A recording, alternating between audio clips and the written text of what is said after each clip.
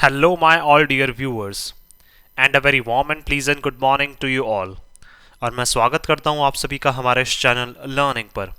और मैं आशा करता हूँ कि आप सभी घर पर स्वस्थ होंगे और मस्त होंगे। सो व्यूवर्स, अगर आपको हमारा ये कंटेंट पसंद आता है तो आप ज़्यादा से ज़्यादा हमारे इस कंटेंट को लाइक और शेयर करें और हमारे इस पेज को सब्सक्राइब करना ना भूलें। आप हमसे हमारे टेलीग्राम चैनल पर भी जुड़ सकते हैं, जिसका लिंक हमारे डिस्क्रिप्शन बॉक्स में दिया हुआ है। वहाँ पर भी हम आप लोगों को डेली बेसिस पर हिंदी और इंग्लिश की वॉकअप्स प्रोवाइड करवाते हैं, जिससे आपके जितने भी ग्रामेटिकल कंसेप्ट्स हैं वो आपके क्लियर हो सकें और आपके जितने भी कॉम्पिटेटिव पर्पज हैं जैसे bank, SSC, UPSC, state PCSC, NDA या सीडीएस, वो सभी आपके साकार हो सकें। सो विजिट करना ना भूलें आप हमारे टेलीग्राम चैनल को। आज के स्टडी ट्यूटोरियल को स्टार्ट करने से पहले जो स्टडी ट्यूटोरियल से रिलेटेड जितने भी वॉकअप्स हैं एक बार वो हम लोग डिस्कस कर लेते हैं, फिर हम लोग आगे मूव करेंगे। चलिए देखते हैं हम लोग। तो देखिए, आज का जो हमारा एडिटोरियल है वो है the deeper message. That means क्या है, एक गहरा संदेश है, एक गहरा मैसेज है। तो उससे रिलेटेड क्या है, आज की हमारी वॉकअप्स हैं और हमारे जो ग्रामेटिकल कंसेप्ट्स हैं। क्या डेट है आज? 26/11/2022। तो आइए चलिए देखते हैं। पहला है फेवरेबल। ये क्या है हमारा, कौन सा पार्ट ऑफ स्पीच है? ये हमारा एडजेक्टिव है। इसका मतलब होता है एनकरेजिंग, प्लीजिंग और अप्रूविंग। दैट मीन्स क्या है, प्रोत्साहित करने वाला या आपको खुश करने वाला। जैसे हम लोग बोलते हैं फेवरेबल आउटकम। फेवरेबल आउटकम का मतलब क्या हो जाएगा? ऐसा आउटकम, ऐसा रिजल्ट जो आपको खुश करने वाला हो, जो आपको प्रोत्साहित करने वाला हो। So favourable. सेकेंड जो है हमारा वो है अलायंस। अलायंस क्या है हमारा, एक नाउन होता है। इसका मतलब क्या है? The state of being align. Align का मतलब बोल सकते हैं हम लोग गठबंधन करना, या फिर हम जानते हैं कि इससे बहुत सारी पार्टीज क्या एक साथ आ जाती हैं तो उसको क्या बोला जाता है? कोएलिशन। तो कोएलिशन भी बोल सकते हैं हम इसको, या फिर अलाइन करना, या फिर बोल सकते हैं इसको यूनाइटिंग। यूनाइटिंग का मतलब एक होना। तो बहुत सारी पार्टीज का एक होना, उसका क्या कहलाता है? जनरली गठबंधन। तो उसको क्या बोलते हैं हम लोग? अलायंस भी बोलते हैं और कोएलिशन भी बोलते हैं। नेक्स्ट जो है हमारा वो है टिप्ड। टिप्ड क्या है? हमारी एक वर्ब है, इसका मतलब है to come to B.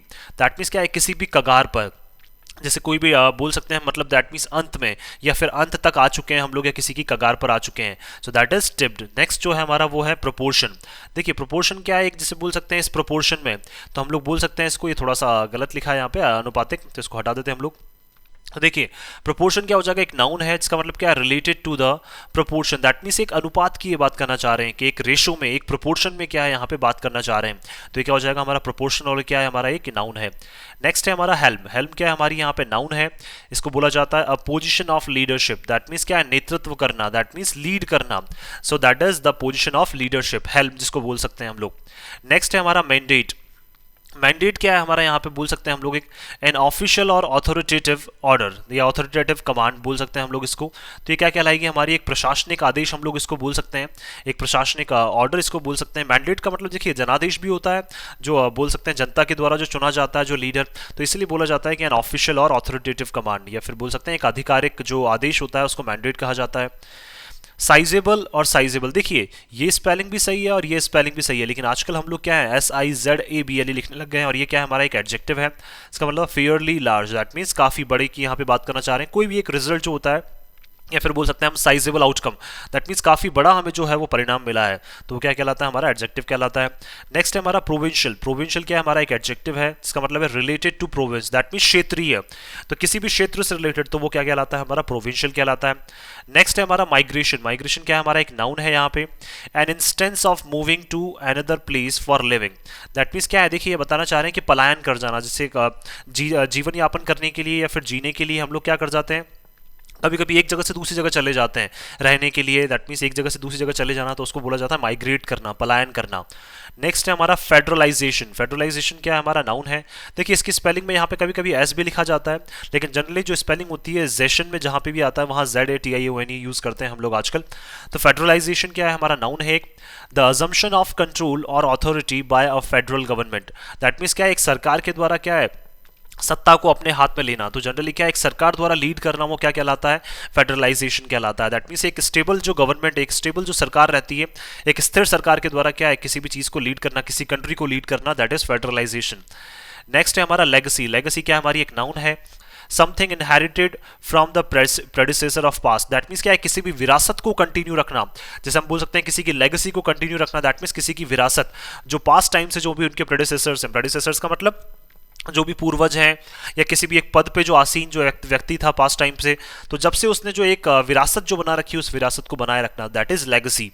Next है हमारा वेन। वेन क्या होता है? हमारा एक नाउन होता है, इसका मतलब होता है a gradual diminishing in power. That means क्या है? सत्ता का या फिर शक्ति का लगातार गिरते जाना, सत्ता का लगातार गिरते जाना, so that is when. Next है हमारा बिलीगर्ड। बिलीगर्ड क्या है? हमारा एक एडजेक्टिव है, इसका मतलब होता है या तो बिसीज्ड भी इसको बोल सकते हैं हम लोग, या बीसेट बाय डिफिकल्टीज और प्रॉब्लम्स। दैट मीन्स क्या है? किसी भी इंसान का समस्याओं से घिरे रहना, दैट मीन्स किसी भी इंसान का बाधाओं से घिरे रहना, वो क्या कहलाता है? हमारा बिलीगर्ड कहलाता है।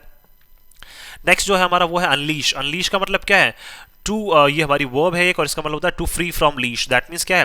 किसी भी चीज से मुक्त कर देना, या फिर क्या है? नए नए अवसरों को ओपन करना, सो वो क्या कहलाता है? हमारा अनलीश कहलाता है। या तो मुक्त करना बोल सकते हैं, लीश का मतलब होती है रस्सी, तो रस्सी से मुक्त कर देना, या फिर बोल सकते हैं हम लोग यहाँ पे कि जो अपॉर्चुनिटीज है उनको और ज्यादा क्या करना? अनलीश करना। अनलीश का मतलब अपॉर्चुनिटीज को और ज्यादा बढ़ाना, तो वो क्या कहलाता है? हमारा अनलीश कहलाता है। तो देखिए सारी वॉक्यब्स हम लोगों ने डिस्कस कर ली है, तो चलिए स्टार्ट करते हैं आज का हमारा जो एडिटोरियल है। तो देखिए एडिटोरियल कौन सा आज का हमारा? ये है a deeper message. That means बोल सकते हैं एक जो गहरा संदेश है यहाँ पे उसकी बात की जा रही है, तो मैसेज नाउन हो जाएगा। डीपर हमारा एडजेक्टिव है, इसको डिटर्मिनर भी बोला जा सकता है, और अ क्या है? हमारा यहाँ पे आर्टिकल है। दैट मीन्स एक गहरे संदेश की यहाँ पे बात की जा रही है। आइए चलिए देखते हैं। Unexpected showing by newcomers. देखिए अनएक्सपेक्टेड का मतलब जिसकी हमने आशा भी नहीं की थी, उस तरह की शोइंग। शोइंग का मतलब प्रदर्शन उन्होंने किया है, किसके द्वारा? New commerce. न्यू कमर्स का मतलब जो नए नए जो लोग उतर रहे हैं। अब नए लोग कहाँ उतर रहे हैं? आइए चलिए देखते हैं। इन नेपाल इलेक्शंस, कहाँ पे? नेपाल के इलेक्शन में। Is a call for change. तो दैट मीन्स ये कहीं ना कहीं नजर आ रहा है कि जो नए नए लोग क्या हैं उनका जो प्रदर्शन हो रहा है, और अनएक्सपेक्टेड दैट मीन्स असाधारण प्रदर्शन, या फिर बोल सकते हैं जैसा हमने एक्सपेक्ट भी नहीं किया था, जैसे दैट मीन्स हमारे आशा के अनुरूप भी नहीं, उससे भी ज्यादा क्या है वो जिस तरह से प्रदर्शन कर रहे हैं जो नए लोग जो आ रहे हैं, जिस तरह से अपना एंथुसियाज्म, अपना क्या दिखा रहे हैं? मोटिवेशन, अपना प्रोत्साहन दिखा रहे हैं नेपाल के इलेक्शन में, तो कहीं ना कहीं लग रहा है कि अब क्या है? बदलाव वहां पे आने ही वाला है। Is a call for change का मतलब वहां पे बदलाव जो है, बदलाव की जरूरत है, बदलाव वहां पे आने ही वाला है। तो शोइंग नाउन हो जाएगा, अनएक्सपेक्टेड हमारा एडजेक्टिव हो जाएगा। At face value. देखिए हम लोग जानते हैं कि हमेशा जो इलेक्शंस हैं वो किसी के फेस पे लड़े जाते हैं, तो उस फेस की क्या होती है? हमेशा वैल्यू होती है। जैसे हम लोग बोल सकते हैं कि 2014 में जब इंडिया में इलेक्शंस लड़े गए थे, तो जो हमारे ऑनरेबल प्राइम मिनिस्टर है मिस्टर नरेंद्र मोदी, उनके फेस पे इलेक्शंस लड़े गए थे, बीजेपी के द्वारा उनके फेस पे ही क्या इलेक्शन लड़ा गया था। तो उसी तरह से क्या है? फेस के बेसिस पे जो इलेक्शन लड़ना, या फेस वैल्यू के बेसिस पे इलेक्शन लड़ना। The outcome of Nepals general election was. तो देखिए जो आउटकम है, जो रिजल्ट निकला है नेपाल का जो भी हाल ही में जनरल इलेक्शन हुआ है उसका, वॉज एक्सपेक्टेडली, देखिए वो भी आशा के अनुरूप निकला है, या फिर आशा के अनुरूप आ सकता है। तो एक्सपेक्टेडली क्या है? हमारा यहाँ पे एडवर्ब है। Favourable to the ruling 5 party alliance. और देखिए ये किसके पक्ष में जाता हुआ नजर आ रहा है? फेवरेबल का मतलब किसको प्रोत्साहित कर रहा है? ये जो रूलिंग पार्टी है, जिनका क्या है मतलब 5 पार्टियों का क्या है? ये गठबंधन है। दैट मीन्स 5 पार्टी जो है उनका गठबंधन है। कौन सी सरकार जो वहां पे रूल कर रही है? अब कौन सी? Of the Nepali Congress. देखिए 5 पार्टीज कौन कौन सी है वो देखते हैं। पहली नेपाली कांग्रेस, दूसरी सीपीएन माओइस्ट जो सेंटर में है वहां पे वो, थर्ड है सीपीएन यूनिफाइड सोशलिस्ट जो तीसरी पार्टी है वहां पे, फोर्थ है लोकतांत्रिक समाजवादी पार्टी, और फिफ्थ है नेपाल एंड राष्ट्रीय जन मोर्चा। ये पांचों पार्टीज का क्या है? गठबंधन है, जो सरकार वहां पे क्या है अब रूल कर रही है। विच हैज वॉन, जिन्होंने क्या है जीता है, दैट मीन्स इनके गठबंधन ने जीता है। तो विच यहाँ पे किसके लिए यूज हुआ है? ये रूलिंग 5 पार्टी अलायंस के लिए। तो विच क्या है हमारे यहाँ पे प्रोनाउन है, जिन्होंने जीता है, और established a lead in at least 87। और कहीं ना कहीं क्या देखिए हम लोग बोल सकते हैं या तो फिर ये जीता है, या फिर बोल सकते हैं कहीं ना कहीं इन्होंने क्या है विकसित कर ली है, क्या एक लीड इन्होंने बना ली है। लीड का मतलब एक बढ़त इन्होंने बना ली है। In at least 87 of the 165 seats. Total कितनी सीट्स है वहां पे? 165, उसमें से 87 सीट्स पे इन्होंने बढ़त बना ली है। In the FPTP system. That means ये कौन सा है? देखिए नेपाल में जो चुनावी सिस्टम है उसको एफपीटीपी सिस्टम बोला जाता है। तो सिस्टम में 165 सीट्स में से क्या है 87 सीट्स पे जो इनका गठबंधन है रूलिंग पार्टी का, उन्होंने वहां बढ़त बना ली है।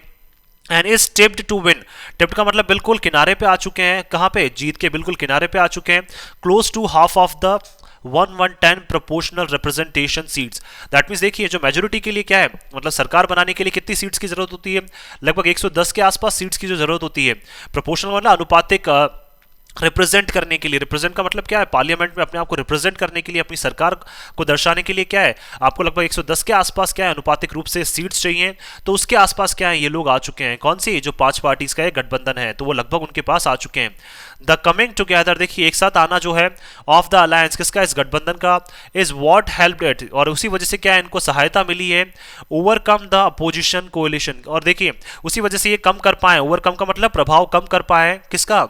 जो अपोजिशन का भी जो गठबंधन है उसका अब क्या है प्रभाव ये कम कर पाए हैं कि देखिए किस वजह से, क्योंकि 5 पार्टीज जो है वो एक साथ आ गई हैं, तो अपोजिशन का भी एक गठबंधन था, उस अपोजिशन के गठबंधन का जो प्रभाव है उसको ये कम कर पाए हैं। अब देखिए अपोजिशन का जो कोलिशन है लेड बाय, उसको कौन लीड कर रहा था, केपी ओली। देखिए केपी शर्मा ओली जो है helped communist party, that means KP Sharma जिसको क्या कर रहे थे, केपी शर्मा ओली जिसको लीड कर रहे थे, हेल्प का मतलब जो नेतृत्व कर रहे थे, तो उनकी जो कम्युनिस्ट पार्टी है of Nepal unified Marxist Leninist, that means जो उनकी जो पार्टी है, तो देखिए उनका जो कोलिशन है उस कोलिशन को कौन लीड कर रहा था, KP Sharma Oli.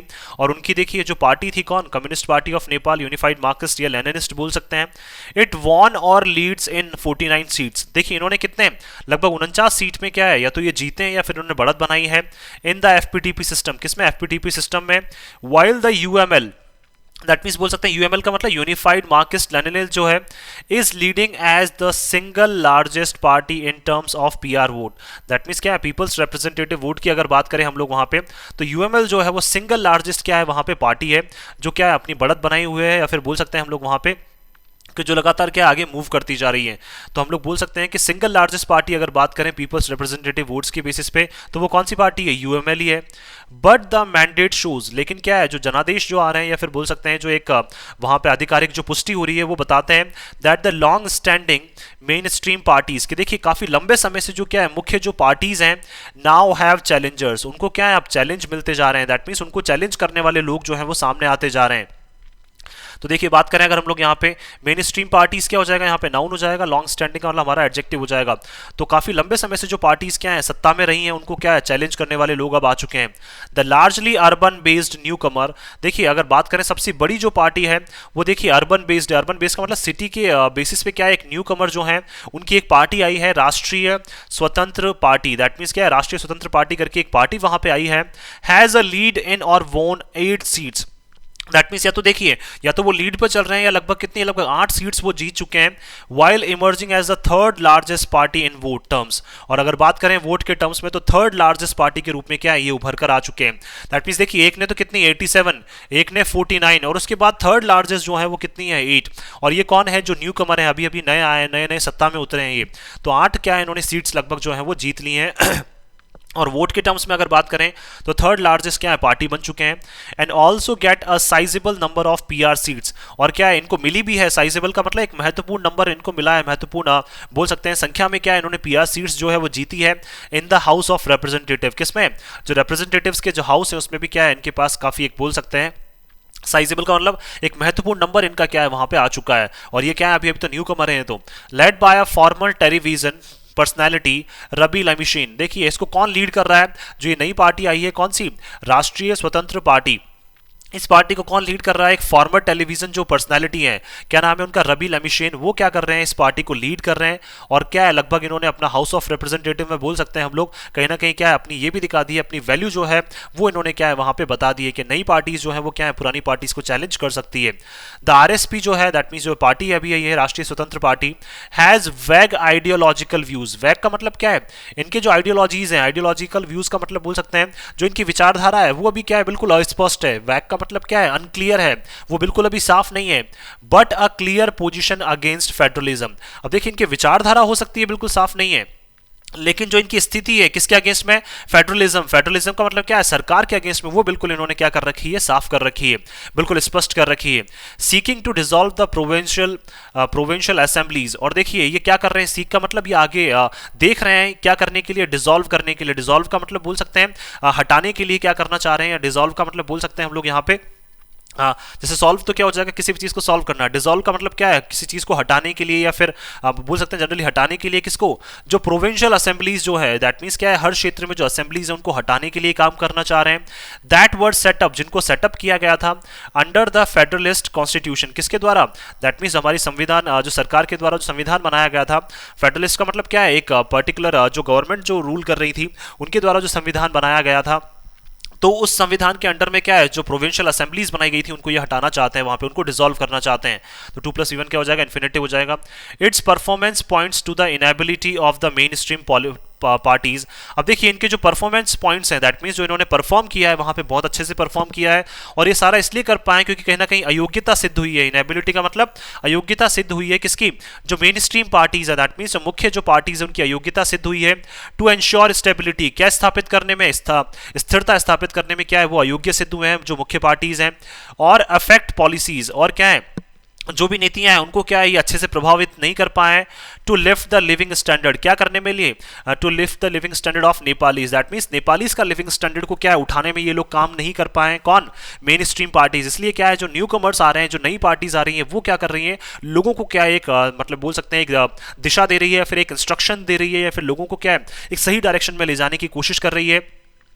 In a country, एक ऐसी कंट्री में, एक ऐसे देश में, that sees much youth out migration, जो क्या देखता है जनरली कि इनकी यूथ जो है वो क्या है काम के लिए या अपने जीवन यापन के लिए क्या है नेपाल से बाहर चली जाती है। तो कहीं ना कहीं जो न्यू कमर्स हैं वो क्या कर रहे हैं, कहीं ना कहीं कोशिश कर रहे हैं, क्योंकि मेन स्ट्रीम जो उनकी पार्टीज हैं वो कहीं ना कहीं क्या है विफल हो गई हैं चीज़ों को सफल करने में, या फिर चीज़ों को क्या है सही ढंग से करने में। लोगों का स्टैंडर्ड जो है, लिविंग स्टैंडर्ड, उसको क्या है नेपाल के जो लोगों का स्टैंडर्ड है लिविंग स्टैंडर्ड, उसको बढ़ाने में भी क्या हो गए हैं, वो विफल हो गए हैं। इसलिए जो नई पार्टीज हैं वो आके क्या कर रही हैं वहां पे स्थिरता लाने की कोशिश कर रही हैं। The election results have also been a blow to the Maoist, देखिए जो इलेक्शन के जो परिणाम आए हैं वो भी क्या एक झटका है, हैव बीन अ ब्लो का मतलब एक झटका लगा है किसको, जो माओवादी पार्टीज हैं and the Madheshi parties, that means माओवादी और मधेशी पार्टीज जो है उनको बहुत बड़ा झटका लगा है इलेक्शन के रिजल्ट से। Which played a crucial role in the federalisation of republican Nepal, that means देखिए अब तक क्या इनका बहुत महत्वपूर्ण रोल रहता था किसका, माओइस्ट का और मधेशी पार्टीज का, किसमें, जब भी सरकार बनाने की बात आती थी, दैट मींस किसमें, नेपाल रिपब्लिक में सरकार बनाने की बात आती थी वहां पे, तो हमेशा इनका बहुत महत्वपूर्ण रोल रहता था। लेकिन इस बार इन्हें बहुत बड़ा झटका लगा है। Their legacy in constitution building did not help them, देखिए इनकी जो विरासत है कि हमेशा से क्या करते आए ये कॉन्स्टिट्यूशन को बनाते आए, दैट मीन संविधान को बनाने में, संविधान में अमेंडमेंट्स जो सुधार लाने में, तो इनकी जो लेगेसी जो विरासत रही है इनकी, तो लेगेसी नाउन हो जाएगा, देयर हमारा एडजेक्टिव हो जाएगा। डिड नॉट हेल्प देम, वो भी क्या है उसने भी इनको इस बार नहीं बचाया है, जो इनकी विरासत है उसने भी नहीं बचाया है। ओवरकम द फैक्ट, और इवन क्या है इनका जो फैक्ट जो तथ्य है उसको क्या कर दिया है, कम कर दिया है। That voters were tired of, कि जो वोटर्स हैं वो क्या है थक चुके हैं, of their opportunist political stance, किससे, कि बार बार क्या करते हैं ये अपॉर्चुनिटी देना पसंद करते हैं किसको, नए नए राजनीतिक क्या है चेहरे ये ले आते हैं, दैट मीन्स अपनी पार्टी में क्या है ऐसे राजनीतिक चेहरे ले आते हैं ये, और कहीं ना कहीं उनको अपॉर्चुनिटी देने की क्या करते हैं ये कोशिश करते हैं। तो उनसे क्या है जो लोग हैं वोटर्स जो हैं वो क्या है कहीं ना कहीं थक चुके हैं, इसलिए अब नए लोगों को क्या है वोटर्स जो है वो मौका देना चाहते हैं। While there is no threat to republicanism और सेक्युलरिज्म इन नेपाल, देखिए लेकिन फिर भी क्या है कोई भी खतरा नहीं है किसको, ना तो रिपब्लिकनिज्म को खतरा है, दैट मींस रिपब्लिक जो नेपाल रिपब्लिक है ना तो उनको खतरा है, ना ही वहां पे जो धर्मनिरपेक्षता है नेपाल में सेक्युलरिज्म जो है ना ही उसको खतरा है। दैट मींस देखिए खतरा तो वहां पे क्या है कोई भी नहीं है। अ मोर कॉम्प्रिहेंसिव फेडरल एजेंडा, आप देखिए और बोल सकते हैं मोर कॉम्प्रिहेंसिव का मतलब सोच समझ के क्या है एक फेडरल एजेंडा, दैट मीन सरकार का एक जो एजेंडा है, सरकार का जो पर्पस है, विल हैव टू इंश्योर, उनको क्या करना पड़ेगा सुनिश्चित करना पड़ेगा उनको, 2+V1 इंफिनिटिव हो जाएगा, that provinces are sufficiently empowered, कि जो देखिए जो प्रोविंसेस हैं जो क्षेत्र हैं उनको क्या है संतुष्ट मात्रा में क्या किया जाए उनको एम्पावर किया जाए। एम्पावर का मतलब उनको जो भी जितनी भी नेसेसिटीज़ जो है दैट मीन्स जितनी भी बेसिक एमिनिटीज़ की उनको आवश्यकता है वो बेसिक एमिनिटीज़ जो है वो उनको प्रोवाइड की जाए। और एल्स, या तो देखिए अगर आप ये प्रोवाइड नहीं कर पाते हैं जो क्षेत्र हैं उनको सफिशिएंटली अगर आप एम्पावर नहीं कर पाते हैं, उनको बेसिक जो उनकी ज़रूरतें हैं वो अगर आप पूरी नहीं कर पाते हैं तो एम्पावर्ड वर्ड हो जाएगा, सफिशिएंटली हमारा एडवर्ब हो जाएगा। और else the enthusiasm for federalism, तो क्या है अगर ऐसा नहीं कर पाते हैं तो क्या होगा, जो एंथुसियाज्म जो उत्साह है किसके लिए, सरकार के लिए, विल वेन फर्दर, वो क्या है लगातार होता चला जाएगा। वेन का मतलब किसी भी चीज का या फिर सत्ता को क्या है लगातार सत्ता विरोधी जो लोग हैं वो क्या है कहीं ना कहीं उठते चले जाएंगे और पावर जो है वो क्या है लगातार कम होती चली जाएंगी। द विनिंग नेपाली कांग्रेस, अब देखिए जो जीतती हुई जो नेपाली कांग्रेस है will also have to look, उनको भी देखना पड़ेगा, 2+V1 इंफिनिटिव हो गया, डीपर, दैट मीन्स उनको भी गहराई से देखना पड़ेगा, into its electoral result, that means जो उनके अभी इलेक्शंस के जो रिजल्ट आए उनको भी उनको गहराई से जांच करनी पड़ेगी, ये देखना पड़ेगा।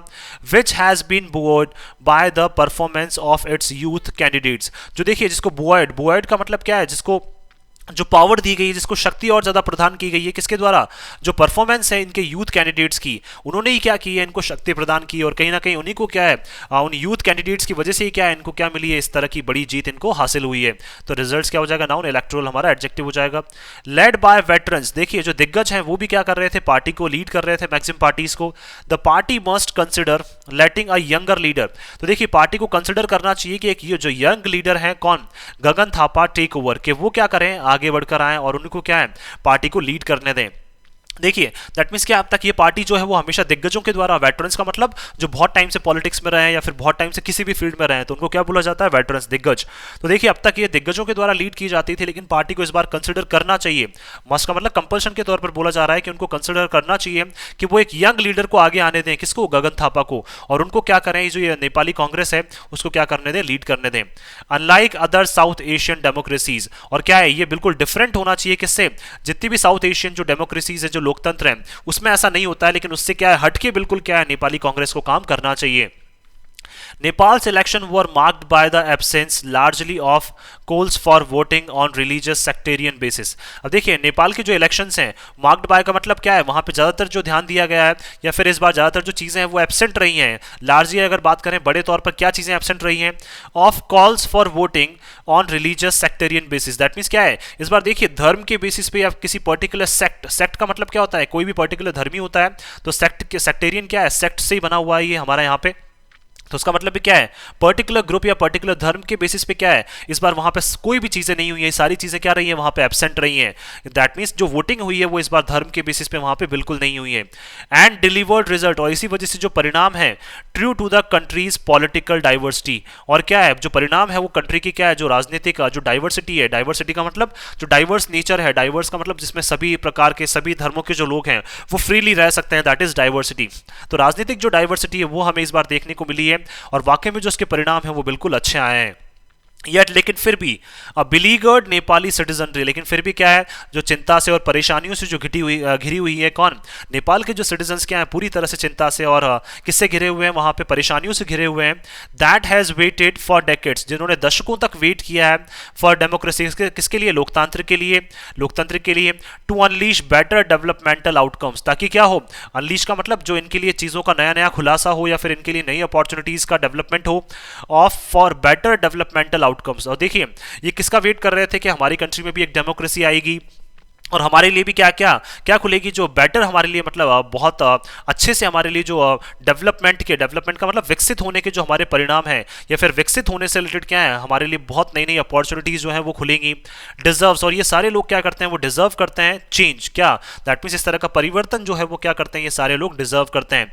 It is now up to the parties to provide that, और अब क्या है, ये पार्टीज पर डिपेंड करता है कि किस तरह से जो एक डेवलपमेंटल जो एक इनकी थिंकिंग आइडियोलॉजी है उसको किस तरह से ये प्रोवाइड करवा पाते हैं। दैट मीन्स नेपाल के जो लोग हैं वो डेमोक्रेसी चाहते हैं, नेपाल के जो लोग हैं वो डेवलपमेंट चाहते हैं, अपनी इकोनॉमी को क्या है अच्छे से इंप्रूव करना चाहते हैं, और यूथ को क्या है वहां पे अगर चांस मिलता है तो कहीं ना कहीं क्या है, नेपाल के लोगों की जो सिचुएशन है या फिर सिटीजनरी जो है वो कहीं ना कहीं क्या रहेगी, वहां पे खुशी रहेगी। सो मैं आशा करता हूँ कि आप सभी को ये आर्टिकल है वो पसंद आया होगा। अगर आपको हमारा ये आर्टिकल पसंद आया तो आप ज़्यादा से ज़्यादा हमारे इस आर्टिकल को लाइक और शेयर करें और हमारे इस पेज को सब्सक्राइब करना ना भूलें। So thank you so much कि आपने इस वीडियो को अंत तक देखा। Thank you so much once again for your love and support.